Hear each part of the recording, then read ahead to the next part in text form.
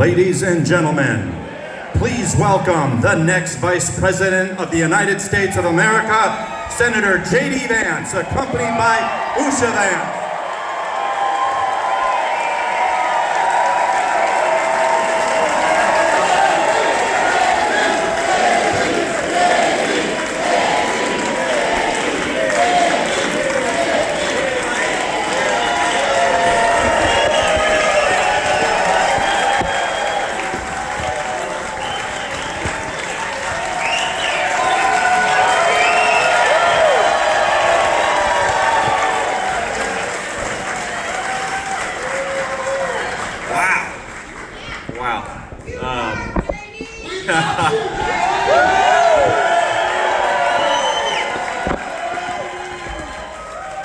Well, I love you guys too. Just because we're in Middletown, I can say that, right? Man, it is so good. It is so good to be back home for once, isn't it? Wow. We had an amazing crowd here. We have an amazing crowd here. We had hundreds of people outside that couldn't even get in, and I'm just so grateful to Middletown for welcoming me home. It is good to be here. Thank you guys. God bless you.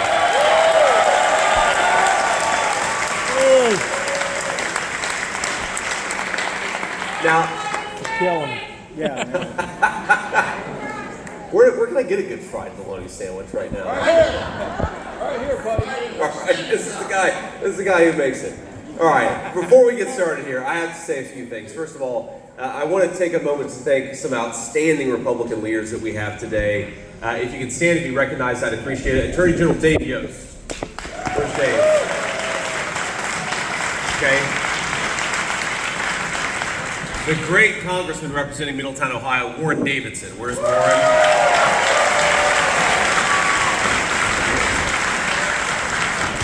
We got the Ohio GOP chairman. I call him Alex T. I'm probably going to butcher your name, Alex Triantafilou. Pretty good? Got it. All right. I've learned. Of course, the next senator for the United States of Ohio, Bernie Moreno.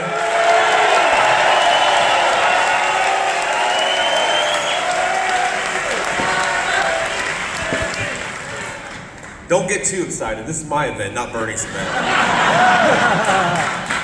That's right. We got Orlando Sanza, a great congressional candidate. Got a good chance of winning.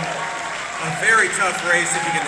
If you can help out Orlando, please do. And look, every single one of these officials, state and local, if I didn't see anybody or didn't remember anybody, I apologize. We've got a great slate of state and local officials who are ready to make this state and this country great again. God bless you guys. God bless you for your service, and thank you for stepping up.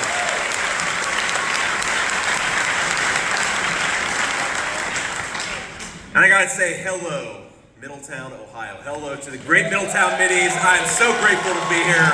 I'm so grateful for this turnout.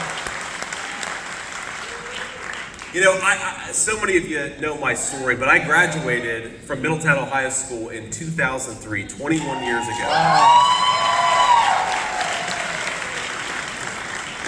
And a lot of you know the story of my family. A lot of you, I mean, hell, a lot of you are my family, actually. We're probably, if you count fourth and fifth cousins, half of you are probably related to me in this room. But, you know, this town was so good to me. And I could tell so many stories about, you know, my mamaw, my grandmother. I could tell stories about my mom and my sister. I could tell stories about Aunt Wee. I know Aunt Wee's here. We've got so many great, I think all those people here actually. I think Cheryl, where's Cheryl? You here, Cheryl? I love you, Cheryl. My stepmom. We just got so many good people who've been so good to me. But even if you cast a wider net, you know, Ron Selby was my math teacher in high school. Ron's got to be around here somewhere. I know he is. Now, I will tell a story. Now, I don't know if this story is actually true or if it's just the legend of Ron Selby. But Ron, if it's not true, don't tell me, because I've gone 21 years believing it, and I don't want to be contradicted now. But you know, the story is that at some point, Ron, of course, was a tough teacher. He demanded a lot of the students, and I was a beneficiary of that. But the story goes that at one point, Ron Selby had a student who really didn't want to take one of those world-famous Ron Selby math final exams. And so somebody called in a bomb threat to Middletown, Ohio School. So everybody goes outside, of course. Everybody remembers it was as a student at one point or another. You get a bomb threat, you gotta go stand outside, the fire department comes. But Ron was really pissed off that somebody was messing with his schedule. So he walked over, he walked to the kid's locker, got what was allegedly the bomb, threw it in a trash can and said, I know this kid, he's not smart enough to make a bomb. Let's get back to school.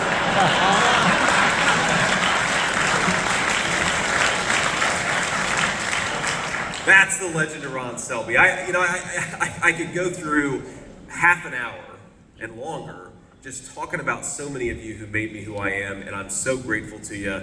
And I said at the RNC convention, which was the craziest speech and the craziest environment I've ever given, it's like all of you times 100 people, right? They were just as excited as you guys are, times about 100 people. You could barely hear yourself think, but I said, I will never forget where I came from. Ladies and gentlemen, I came from Middletown, Ohio. I am proud of it, and I will never forget where I came from.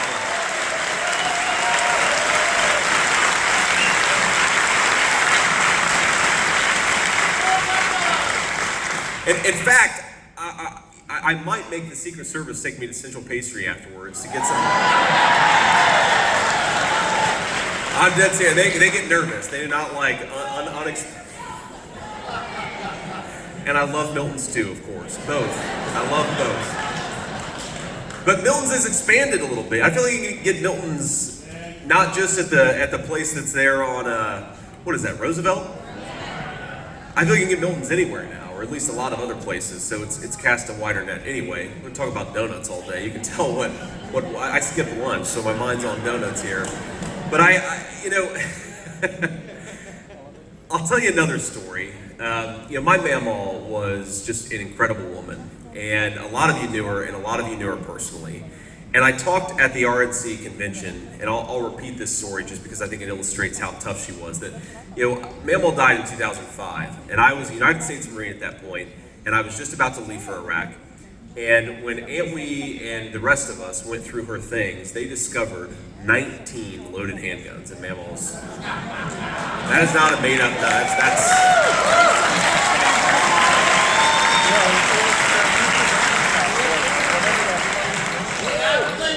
That's right. That's right. Well, when she introduced herself, sir, she is an Appalachian American. When she introduced herself to my uncle, my Aunt Wee's husband, for the first time, she said, "I'm from Breathitt County, Kentucky, where a woman isn't fully dressed without her gun." So that was mamaw's attitude.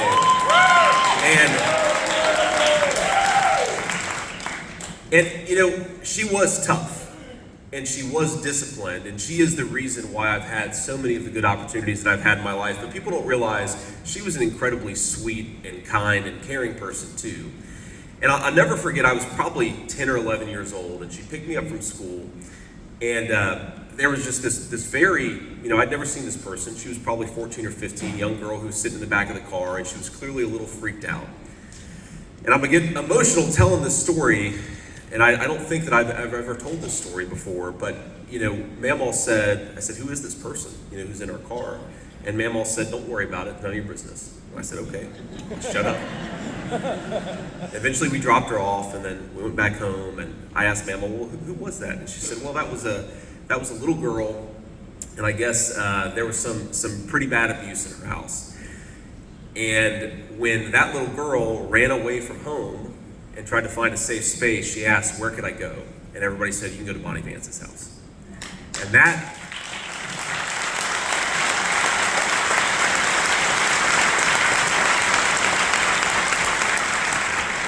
that is the mamaw, but that is the Middletown that I knew. You guys were always so good to me.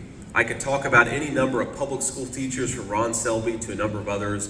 I could talk about people who looked after us when we were riding our bikes around. Mamaw was, she was always worried about safety, but she was never that worried about safety in Middletown, Ohio, because she trusted the people who lived here, and she knew they were good human beings who would look after all of us. They would look after all of our kids and grandkids.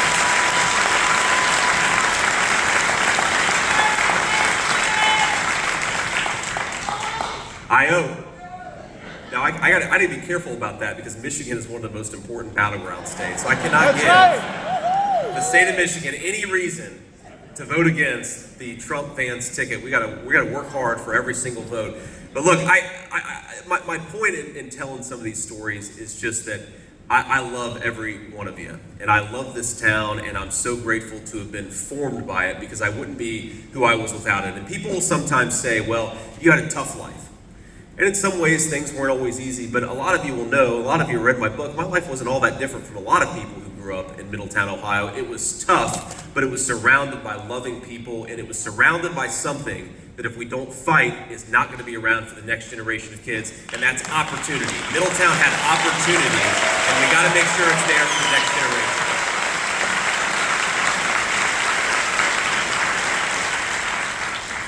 You know, when President Trump asked me to be his running mate, I really had no idea what was coming. What happened is, I left my home in Cincinnati, so we live not too far from here, about a 35-minute drive, 45 minutes depending on traffic, and we went to Milwaukee on Monday morning, and I had no idea. I thought maybe he was going to ask me, but I thought I might ask somebody else. There were a lot of good guys running. Marco Rubio, a dear friend of mine, really great public servant, a number of other folks as well. So I had no idea what was coming. And when the president called me and asked me, he said, would you like to run as my vice presidential running mate? I said, well, yeah, of course. Right? When he come all this way to say no. But he did something that was really amazing afterwards. He said, well, what do you think about the statement I'm about to put out? Of course, he put it out on social media. It's one of the things I love about President Trump is that he speaks directly to people. He doesn't allow a bunch of consultants to filter him. He is who he is, and that's why a lot of us love him. But he's talking about this statement, and I've got him on speakerphone, and my kid's in the background, my 7-year-old son. We've got 3 kids, and our 7-year-old is our oldest. His name is Ewan. And Ewan is talking in the background about Pokemon or some other God-forbidden subject. I'm like, son, I love you, but could you please, it's the most important phone conversation I've ever gotten. So please stop talking about Pikachu for 1 second. Let me take his phone call. And my son comes over to the phone, and the president hears him, and President Trump says, who is that? And I said, that's my 7-year-old son. And he says, well, put him on the phone. I'm like, oh, God. Here it is. He's going to offer it and take it back because my 7-year-old is going to say something really weird right now. And he reads off the statement. He reads where he talks about my military service and my business background. He says, young man, what do you think about that? Do you like what I said about your dad? And my son goes, girl. And that's it. And that was the endorsement he needed. The statement went out 3 minutes later. And that is the kind of guy that Donald Trump is. And that's the guy that the media doesn't let you see. He actually cares about people's families. He cares about my family, but he cares about your family too. And he wants to believe that his generation left this country off in a better place than when they found it. That's why he's done this. I mean, I'll talk about myself all day, but let's talk about the man who was a business leader who had billions of dollars, who didn't need any of the sacrifices that public service created, and yet he went out there and he did it anyway. That's the type of people we want to become public servants, and thank God he served for 4 years as President of the United States.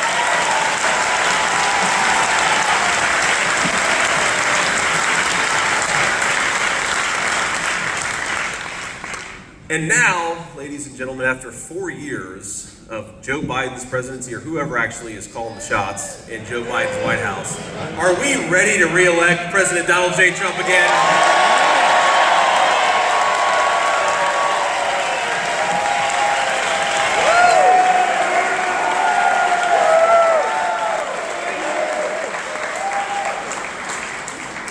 Now, when I was researching what I would say at the RNC, and I mostly write my own stuff. I'm not going off a teleprompter right now. You can probably tell that. The president actually came up. He called me right before I went on and gave my speech, and he said, "JD, you're gonna do great. Just give me a little pep talk. You're gonna be wonderful. The crowd out there is great. Just go out there and speak from your heart." And I said, "Sir, that's right.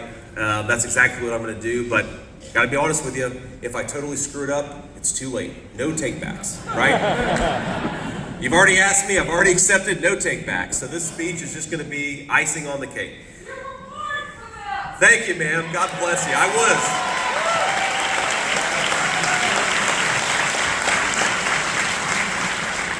But here's the thing.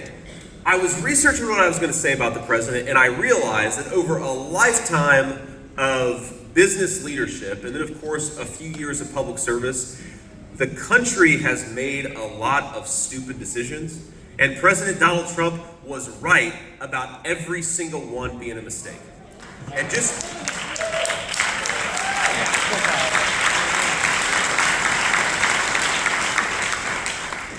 You go back to 1994, I was a third grader at Roosevelt Elementary School on Central Avenue, which doesn't exist anymore. We've got some Roosevelt people in here, God bless you.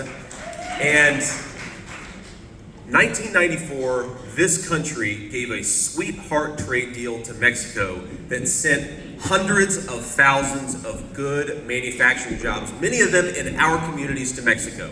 That was a bad idea. We shouldn't have done it, and Donald Trump said it was a bad idea, right? The current administration, by the way, supported it. In 2000, towards the end of the 1990s, I should say, we gave a sweetheart trade deal to the communist Chinese. We allowed them to build their middle class off the backs of the American middle class. And you know who supported it? The current people in power. You know who opposed it? Donald J. Trump.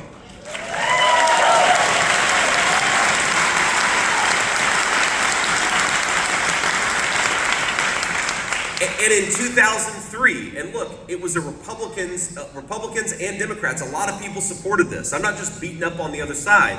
But in 2003, we went to war in Iraq, and remember, it was supposed to be just a few weeks, and then everything would be over. And I was an 18-year-old kid. I supported it, and I was wrong. And you know who was right? President Donald J. Trump. He knew. He somehow knew, even though he was a real estate developer in New York, that this thing would become a quagmire. It would cost thousands of lives and trillions of dollars. And I think we want the kind of president who sees around corners, who doesn't follow the stupid conventional wisdom right off the cliff, who fights for American citizens, puts them first, and has the wisdom to know how to lead this country.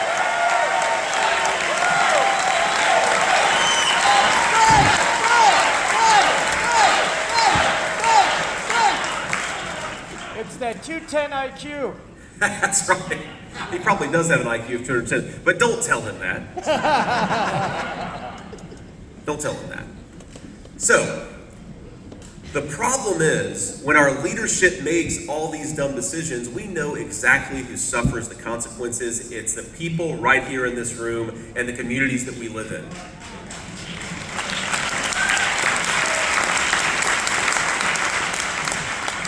So I want to say, and I know there's some TV cameras here, and I'm sure this rally is being covered in any number of media channels. I want to talk about the future, and I want to talk about what President Trump and Vice President Vance's ticket will mean for the American people, who we're going to fight for, and how exactly we're going to do it. So let's start with who we're going to fight for. Number one, we're going to fight for every single worker in this country. If you work hard and play by the rules, you ought to be able to put a good dinner on the table and send your kids to whatever vacation and whatever school you want to. Work hard and play by the rules, you get a good life. It's that simple. Detroit loves you. We're going to fight for every single parent to send their kids to a school where they get a good education and not an indoctrination, right?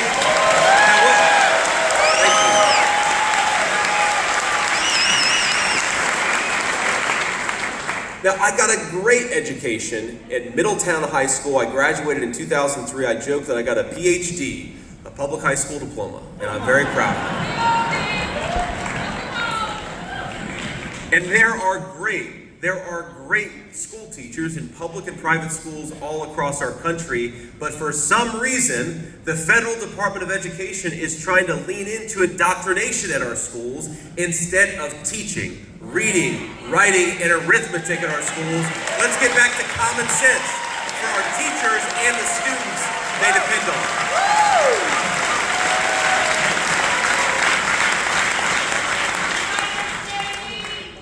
God bless you, sir. Now look, we fight for the grandmothers who are raising, and the grandfathers and the aunts and the uncles who are raising a generation of grandkids that they didn't expect to raise. That is who we represent, and that is who we fight for.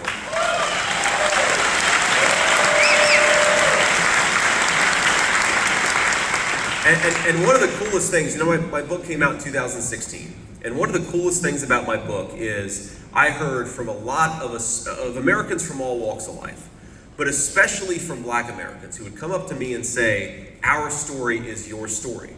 Whether it's the drug epidemic or whether it's this epidemic of crime and violence that Joe Biden and Kamala Harris unleashed in our country, we have got a lot of grandparents, white, black, and every skin color, that are raising kids that they didn't expect to raise. And they're doing it because it's the right thing to do, and they do it because they love their communities.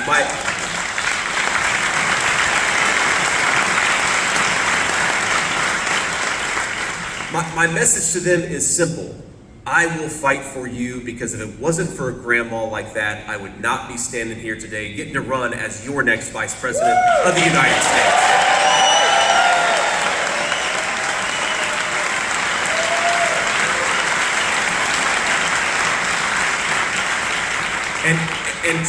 And to those grandmas and grandpas, the nanas, the mamas, and the papas, let me just say, from a kid who was, not as grateful as I should have been when I was 15 and 16 years old. Kids, when they're that age, I hear they're not that grateful. I'm sure I'll learn the hard way here in a few years. But let me just say that from the bottom of my heart, thank you.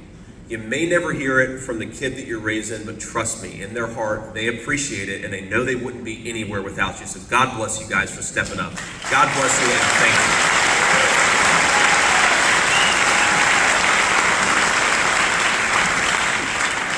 We're going to fight for the energy worker in this country who doesn't understand why Kamala Harris and Joe Biden want to buy energy from tin pot dictators all over the world, but won't buy it with our own citizens, from our own citizens, and from the hands and from our own land.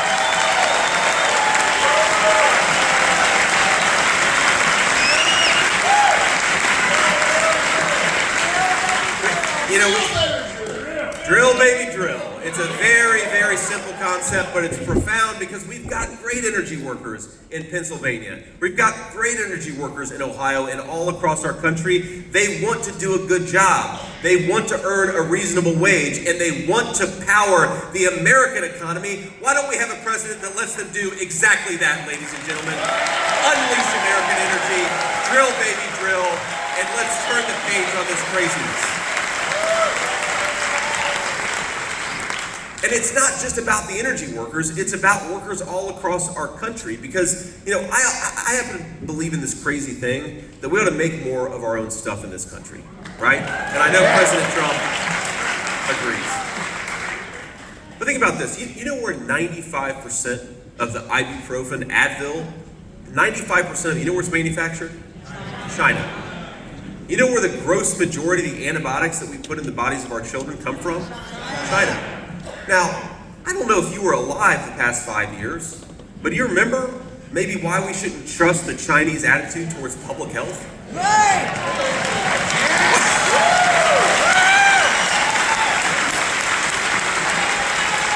They're bat crazy. I gotta be honest with you, I don't trust a damn plastic toy coming from China. I sure as hell don't trust the drugs that we put in the bodies of our children. Let's make our own stuff, my friends.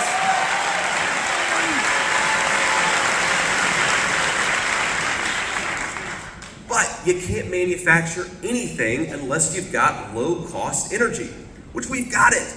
We are sitting on the Saudi Arabia of natural gas. The next 100 years, we could be energy dominant, which helps our people pay lower energy costs. It helps our citizens who work in the energy sector, and it helps our manufacturers make more of our own stuff and become more self-reliant in our own country. It's a win-win. We just got to get the current crop of crazies out of there and replace them with President Trump.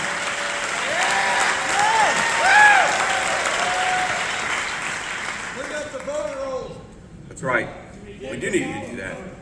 We need voter ID in this country, ladies and gentlemen. If you're going to cast a ballot, show a piece of identification.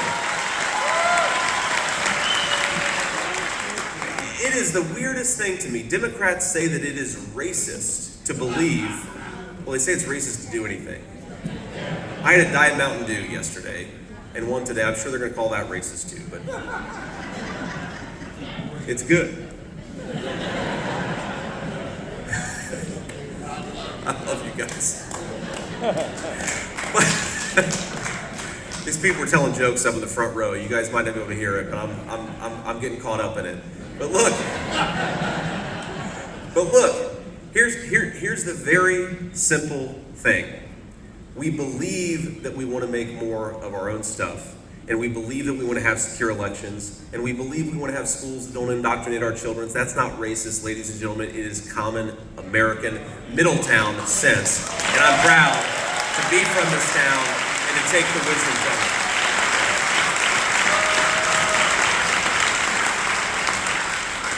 Now let me talk just a little bit about how we're going to do it. The number one thing that we're going to do, because you can't do anything unless you get there to govern, is we are going to win this election, ladies and gentlemen. In the next 4 years,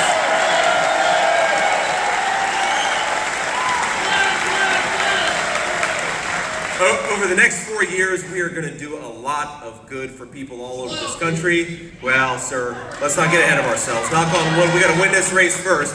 But to get there, the next 4 months, we've got to do everything that we can. And I'd ask you, all of you, if you can find something to do to get involved, please do it. There are doors that we can knock on. There are people that we need to deliver to the polls. There are people who are going to vote for President Trump and Vice President Vance and for Bernie Moreno, but we got to get them to the polls, all right? So that's one thing you can do, is remind your friends to get out there and vote and make sure they get to the polls. The second thing that we have to do is push back on every channel that we can. The media is never going to be fair to President Donald J. Trump, but you're going to be fair. So use the voice that you have. Use it on Facebook and Instagram. Go on social media and actually make the case for President Trump and Vice President Vance.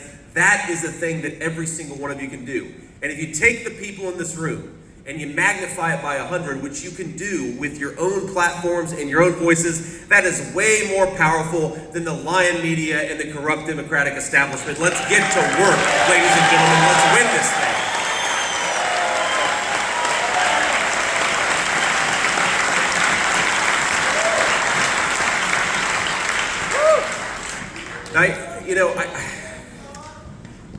I would not be here if it were not for the generosity and the incredible opportunity of this country.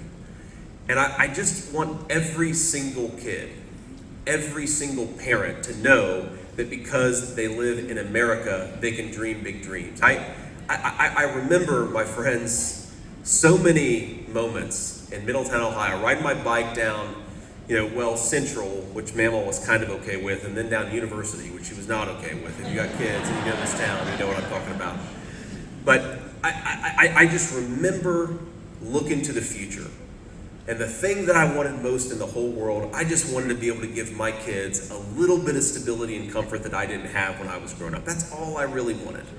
And when I think about the American dream, I don't think about writing a book. I don't think about becoming a business guy. I don't even think about running for Vice President of the United States, even though it is pretty cool to do that. I think about becoming a husband and a father, and that is the way in which this community and this country was best.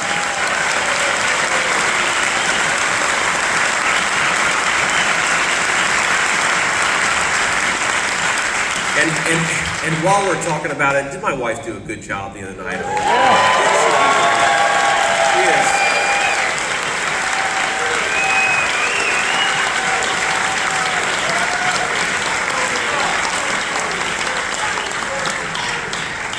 There she is. She's too embarrassed to stand up, but get used to it, honey. It's gonna be 4 months of me embarrassing you. That's what we do. But I just think, when I consider how good this country has been to me, I just think about how much I owe to it. That gratitude should come with a sense of responsibility. And when I think about Kamala Harris, who I guess is our vice presidential candidate officially, but I guess she's going to run for president now because Joe Biden dropped out of the race.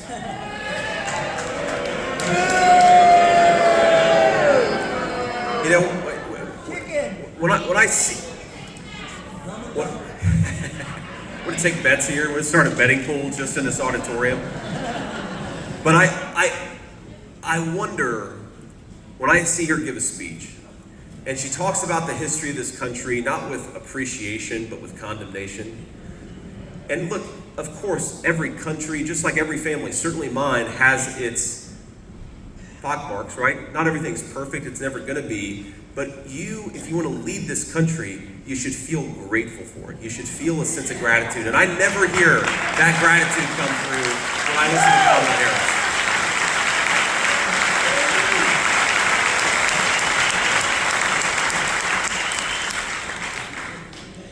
And that's what we've got to do. Fundamentally, you're going to agree, hopefully, since you're here, you're going to agree, hopefully, with most of what President Trump and I want to do. We want to. We're going to drill, baby, drill. We're going to shut down that border. We're going to put America's citizens first because that's what America's citizens are going to elect us to do. It's common sense.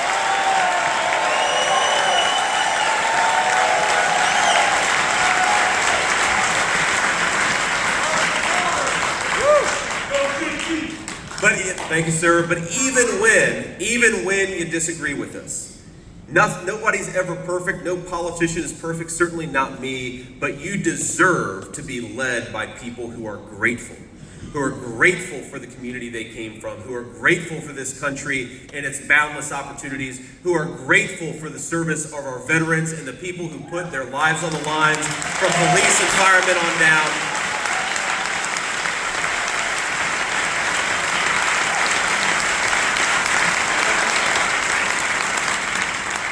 I believe that you deserve to be led by people who are grateful. And I know that President Trump is grateful for this country, and I know that I am, and I know we're never going to stop fighting to give you the same opportunities that we got. That's what this whole thing's all about. Now, look, I'm going to go really off script here, and all my communication staffers back there are going to get a little nervous. I was hanging out with my kids yesterday. We're actually swimming at the swimming pool, and somebody brought over their phone and showed me the news that Joe Biden had announced he was dropping out of this race. And look, I don't like Joe Biden, and I don't like his policies, and I'm not a Democrat primary voter. I never have been, and I never will be, unless something goes really wrong, ladies and gentlemen. But look, what is going on in this country is absolutely disgraceful. Let me get a little philosophical here. I imagine most of you did not vote for Joe Biden, and if you did, welcome aboard. We're glad to have you. But if you want to run for president, you've got to make your case to voters. You make your case to voters. That's what President Trump did, even though he had already been the president. And even though he was by far the most popular person in the Republican Party, he ran for the Republican presidential nomination. He faced some good competition, and he made his case to voters. The idea of selecting the Democrat Party's nominee because George Soros and Barack Obama and a couple of elite Democrats got in a smoke-filled room and decided to throw Joe Biden overboard, that is not how it works. That is a threat to democracy, not the Republican Party, which is fighting for democracy every single day.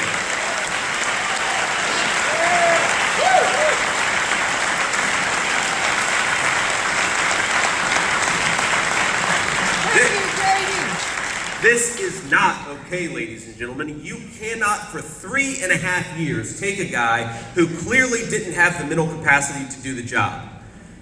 Kamala Harris lied about it.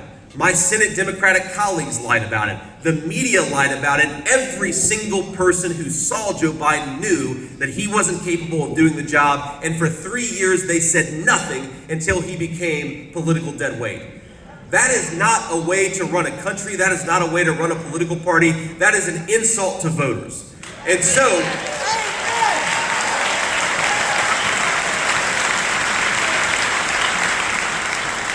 and I really believe, even though I think the leadership of that party is corrupt, I really believe that most Americans are fundamentally good, whether they're Democrat, Republican, or independent. My life has taught me to put my faith in people because they put their faith in me and gave me a lot of opportunities.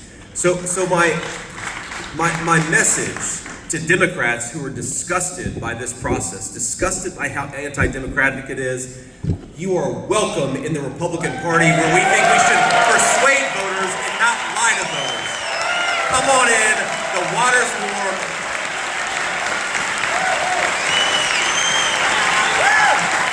USA!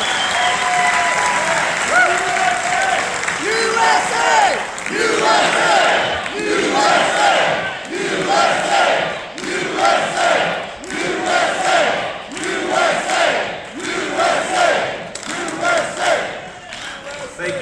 I just,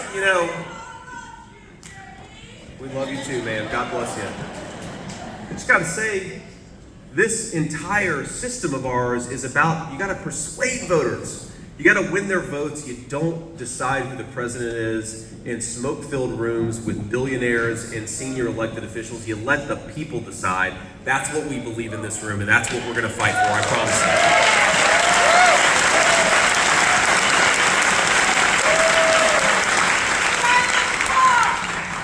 So I just, and by the way, talking about take-backs, I was told I was going to get to debate Kamala Harris, and now President Trump's going to get to debate her. I'm kind of pissed off about that, if I'm being honest with you.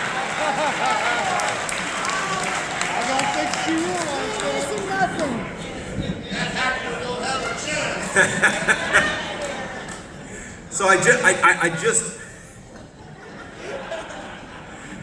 She's got the mental acuity of at least a third grader.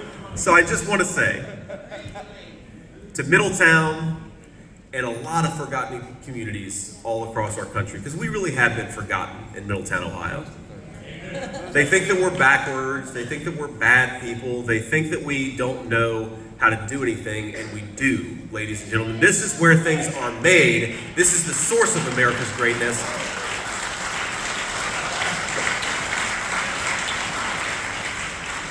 I just want to say, I promise you this. I will fight every single day to restore an America that works for Americans.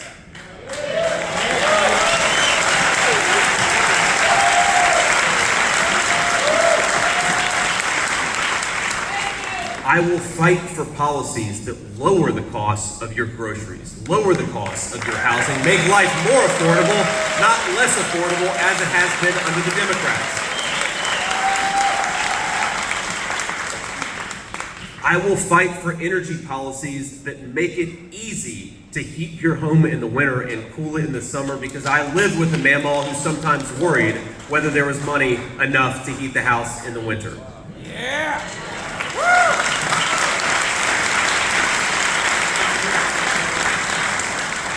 I will fight for every single one of your children when they lay their head down at night before they fall asleep to dream about the future as one of hope and possibility.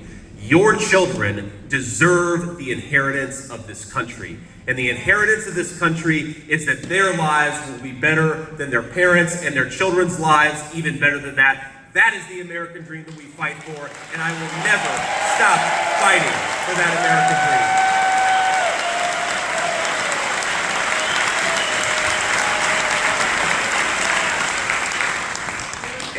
And I really believe this, my friends. The best way to do it, the best way to bring energy and food and housing costs down, the best way to seal that border and stop the fentanyl and the poison from coming into our communities, the best way to bring common sense back to our education system and our foreign policy is to re-elect Donald J. Trump, President of the United States.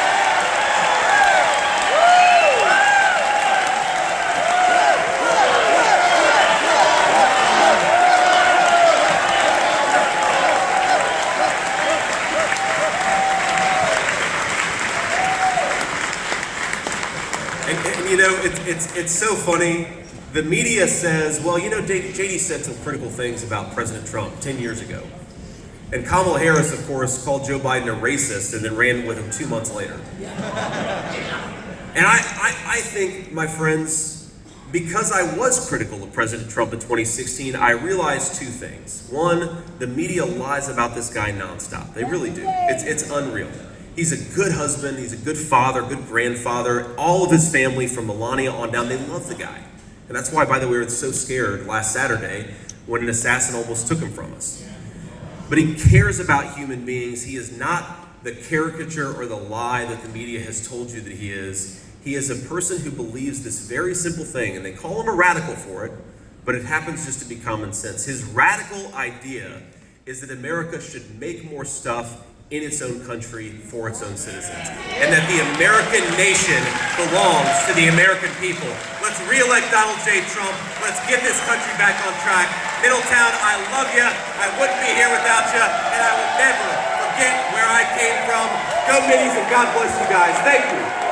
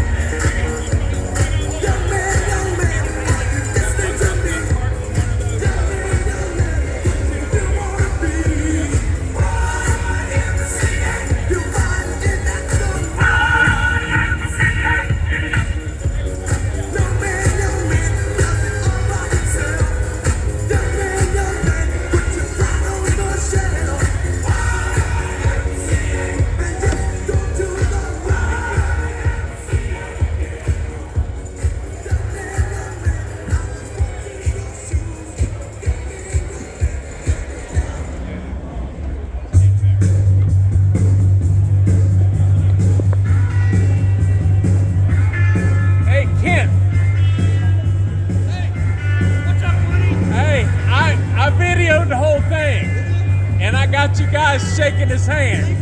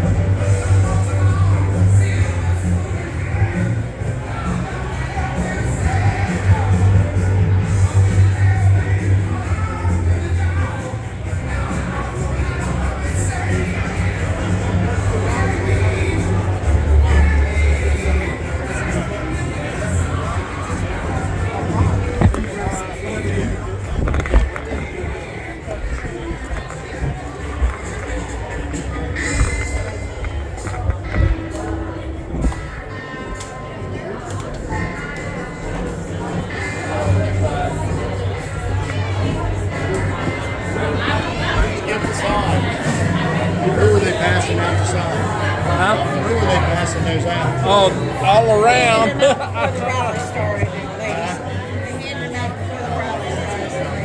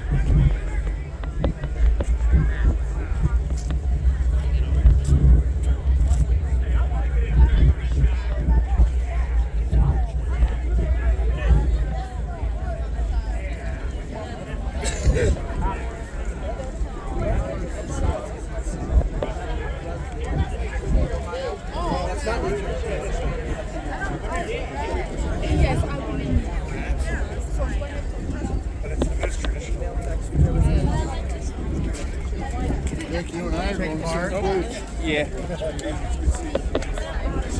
They're back there. Oh, I see.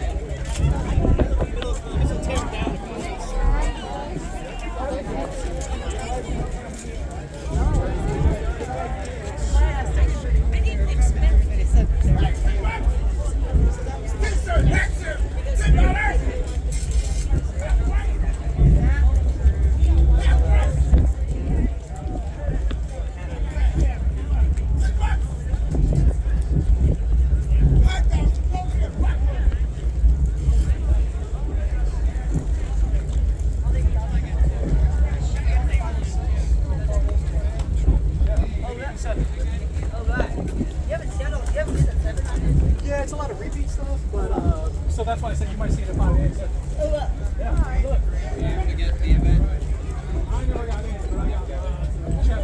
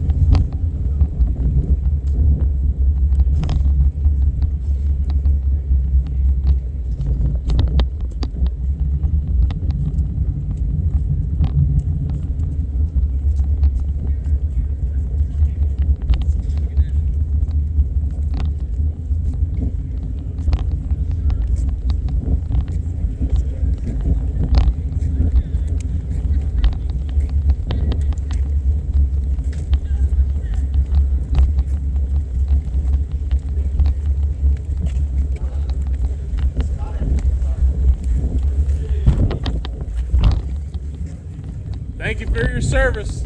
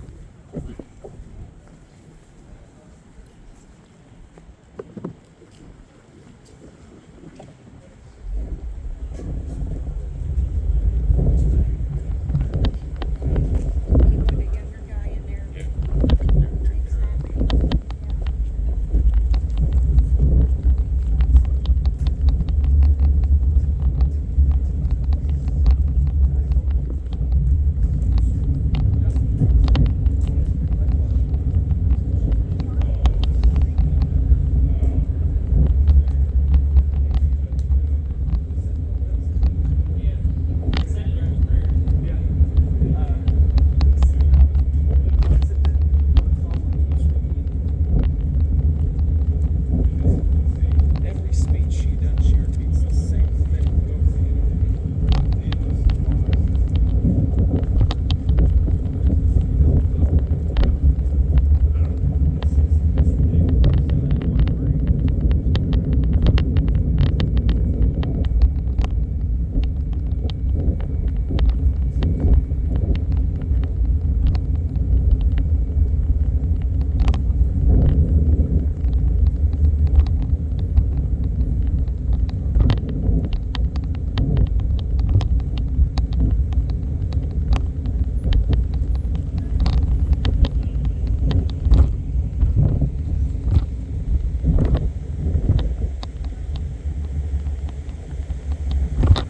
Where's Brian Ritenour at?